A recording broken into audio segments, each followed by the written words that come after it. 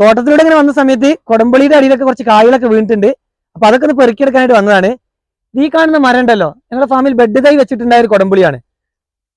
നട്ട് 1 വർഷം കൊണ്ട് തന്നെ ഇതൊക്കെ കായ്ച്ചിട്ടുണ്ട്. ഇപ്പൊ ഏകദേശം 8 വർഷമായി. നല്ല പടർന്ന മരമായിട്ട് ഉയരൊന്നും വെക്കാത്തൊരു മരമാണ്. ബൗളിൽ വന്ന് കാണിച്ചത് കായ്കൾ ഇടുക. ഇതാ ധാരാളം കായ്കളുണ്ട്. ഇതെന്താ വെച്ചാൽ എപ്പോഴും കായ്ക്കും. സാധാ കൊടംപുളിയൊക്കെ ഒരു മെയ് മാസം ഉണ്ടായി ജൂൺ ജൂലൈയിലൊക്കെയാണ് പഴുത്തൊക്കെ വരാറുള്ളത്. ഈ കൊടംപുളി ഓൾ സീസൺ ആണ്, എപ്പോഴും ഉണ്ടാവും. എപ്പോ വന്നാലും ഇതിൽ പച്ചക്കൊടംപുളിയും പഴുത്തൊക്കെ കിട്ടും. ഇതൊക്കെ പഴുത്ത് വീണാണ്. വലിയ വലിപ്പമൊന്നും ഉണ്ടാവില്ല കൊടംപുളി, ഒരു ഇത്രയൊക്കെ ഉണ്ടാവുള്ളൂ. പഴുത്ത് കാണിച്ചു തരാം. ഇപ്പൊ ബെഡ് തൈ ആയിട്ട് ഒരിക്കലും കൊടംപുളി ഇതുപോലെ ഒന്നും താഴെന്നൊന്നും പറിക്കാൻ പറ്റില്ല. എല്ലാ കൊടംപുളിയും വലിയ മരമാവും.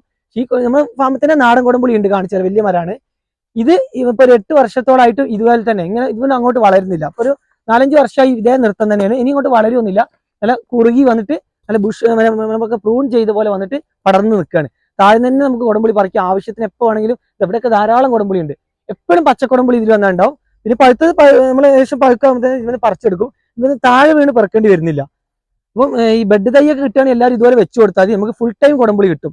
നാടൻ കൊടംപുളി പോലെയല്ല, എപ്പോഴും കൊടംപുളി കിട്ടും. അപ്പം ആർക്കും പെട്ടെന്ന് ഇതിന്റെ ഏറ്റവും മോൾ ഭാഗം വരെ നമുക്ക് ഇതുവരെ കൈയായിട്ട് എത്തുന്നുണ്ട്. ഇത്രേ ഉള്ളൂ. മാക്സിമം ഒരാളെ ഹൈറ്റ് പോലും ഇല്ല. ഒരു 5 അടിയോളം ഹൈറ്റേ ഉള്ളൂ ഈ മരം. പക്ഷെ നല്ലതാ, പടർന്നിട്ടുണ്ട് നമുക്ക്. അപ്പം ഇതിന്റെ അടിയിൽ ഇപ്പൊ 1-2 വീണതും കിട്ടി, കുറച്ച് പഴുത്തതും പറിച്ചിട്ടുണ്ട്. ബാക്കി നാടൻ കുടംപുളി നമ്മൾ പെറുക്കിയെടുക്കുന്നുണ്ട്. തൊട്ടപ്പുറത്തും നാടൻ കുടംപുളി ഉണ്ട്. നല്ല പടർന്ന മരമാണ്. അപ്പൊ നമുക്ക് എപ്പോൾ ആവശ്യത്തിന് വേണമെങ്കിലും ഇതുപോലെ ഒരു ബെഡ് തൈ ഉണ്ടെങ്കിൽ, ഇതൊക്കെ നഴ്സറിയിലൊക്കെ ഇതിന്റെ തൈ കിട്ടാനുണ്ട്. അപ്പൊ നഴ്സറിയിലൊക്കെ തൈകൾ വാങ്ങിച്ചാൽ 1 വർഷം കൊണ്ട് ഇത് കായ്ച്ചിട്ടുണ്ട്. ഇപ്പൊ ഒരു 8 വർഷത്തോളായി.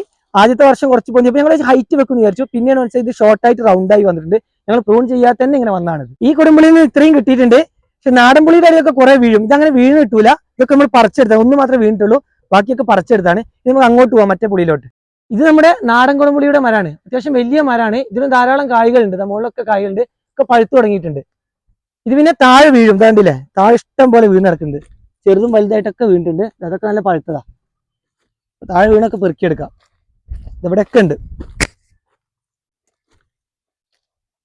ഇത് പഴുത്ത് കഴിഞ്ഞാൽ താഴെ വീഴും. നമ്മൾ പറിക്കേണ്ട ആവശ്യമൊന്നുമില്ല. രാവിലെ വന്നാൽ നമുക്ക് ആവശ്യത്തിന് ജാതിക്കൊക്കെ പെറുക്കിയെടുക്കുന്ന പോലെ കൊടംപുളി നമുക്ക് പെറുക്കിയെടുക്കാം. ഞങ്ങളിന്ന് ഇത്രയും കൊടംപുളി പെറുക്കിയെടുത്തിട്ടുണ്ട്. എല്ലാവരുടെയും പ്രശ്നം കൊടംപുളി ഇതുപോലെയൊക്കെ വലിയ മരമാവും, പിന്നെ കായ്ക്കാൻ കുറെ സമയം എടുക്കുന്നൊക്കെ പ്രശ്നമുണ്ട്. അപ്പൊ സ്ഥലം കുറച്ചുള്ള ആളുകൾക്കും അതുപോലെ തന്നെ പെട്ടെന്ന് കായ്ക്കാനും വീട്ടിൽ ചട്ടിയിൽ വരെ നട്ടു കൊടുക്കാനൊക്കെ പറ്റിയ ബെഡ് തൈകളുണ്ട്. ഇപ്പൊ ഞങ്ങളുടെ ഫാമിൽ തന്നെ 2 ഞങ്ങൾ കൃഷി ചെയ്യുന്നുണ്ട്. അതുപോലെ ബെഡ് തൈ നട്ടു കൊടുത്താൽ എല്ലാവർക്കും വീട്ടിൽ തന്നെ ഇതൊക്കെ കൃഷി ചെയ്തെടുക്കാവുന്നേ ഉള്ളൂ. അടുത്തുള്ള നഴ്സറിയിലൊക്കെ നമുക്ക് ഇതിന്റെ തൈകളൊക്കെ കിട്ടും. അപ്പൊ എല്ലാവരും ഇങ്ങനെയൊക്കെ ചെയ്താൽ വളരെ പ്രയോജനപ്പെടും. അവർക്ക് വീട്ടിലൊക്കെ എപ്പോഴും കൊടംപുളിയൊക്കെ ഉണ്ടായി കിട്ടും.